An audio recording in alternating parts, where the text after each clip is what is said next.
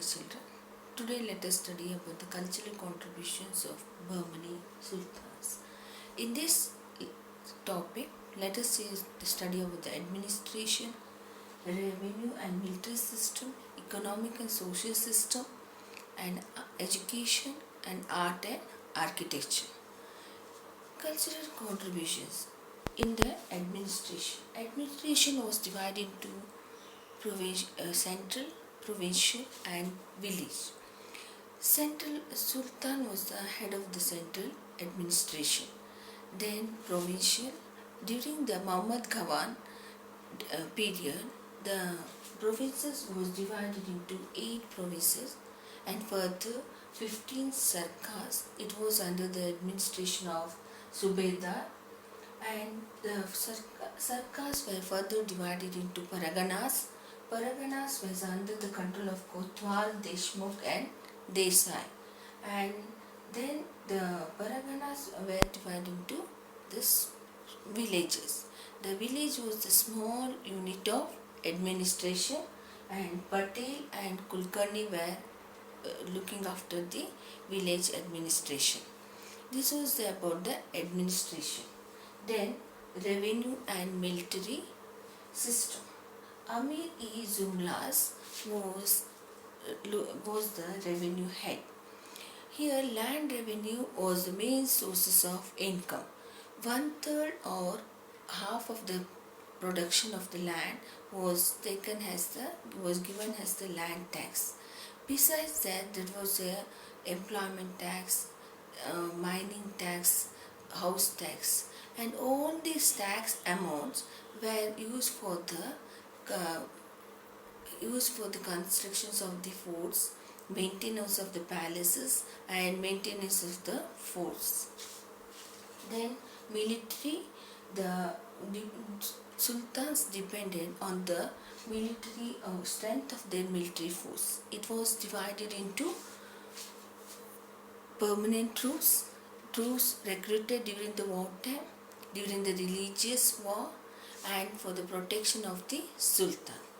These were the cultural contributions in the field of administration, revenue and military system.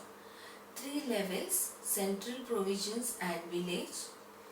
Ghawan converted the 8 provinces into 8 provinces, 15 sarkars. It was under the Subedar, Paraganas, Kotwal, Deshmukh and Desai, and the last unit was village. It was under the administration of Patel and Kulkarni. And revenue and military system. Amir-e-Jumlas, head of the revenue system. Land revenue was the main sources of income. Military depended on the strength of their military force. Permanent troops recruited during the wartime, troops for religious wars and protection of sultan. These were the administration system, revenue and military system. Now, what are the economic and social system? What are they? This is economic system and social system. Agriculture was the main occupation. Besides that, there was spinning, oil extraction, sugar manufacture, and sugar and jaggery manufacture.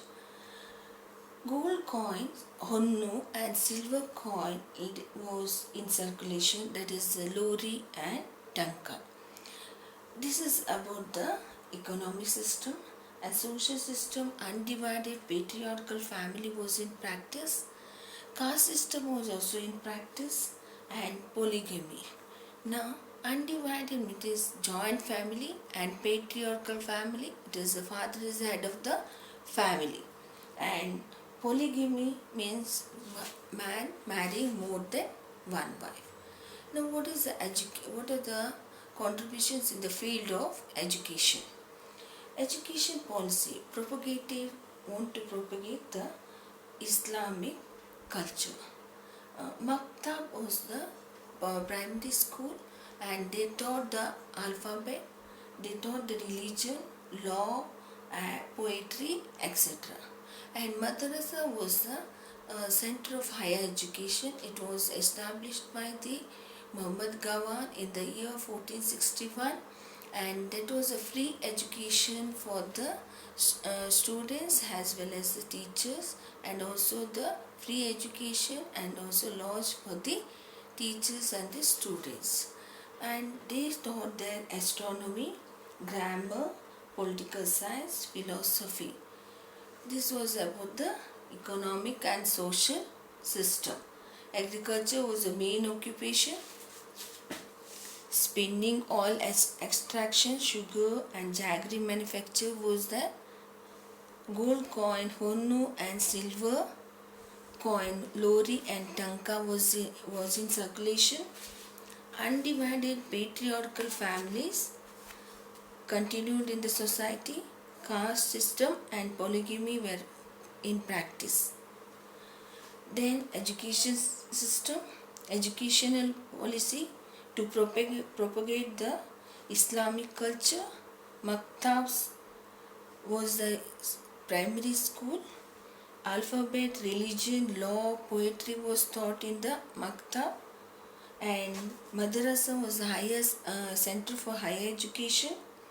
Astronomy, grammar, mathematics, philosophy and political science was taught in the madrasas.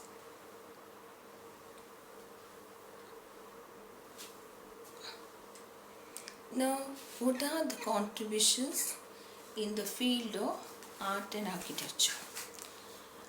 Sultans developed Indo-Sassanid style of architecture. That is the Gothic style of architecture.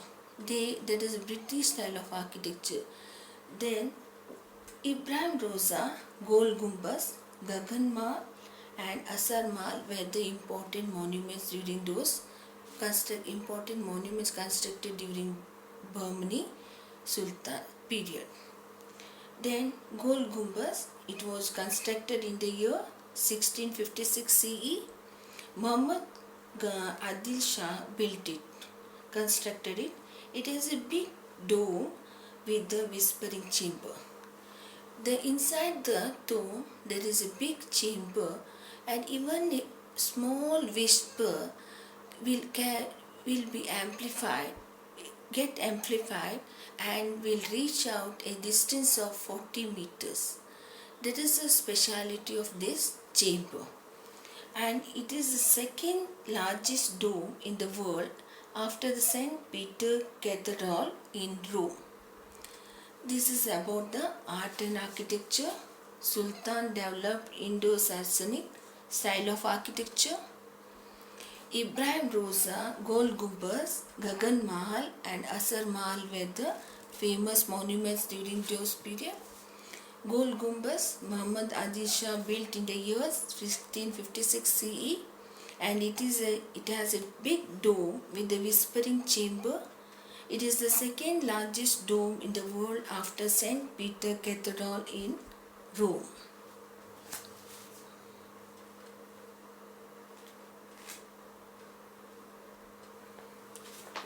Now,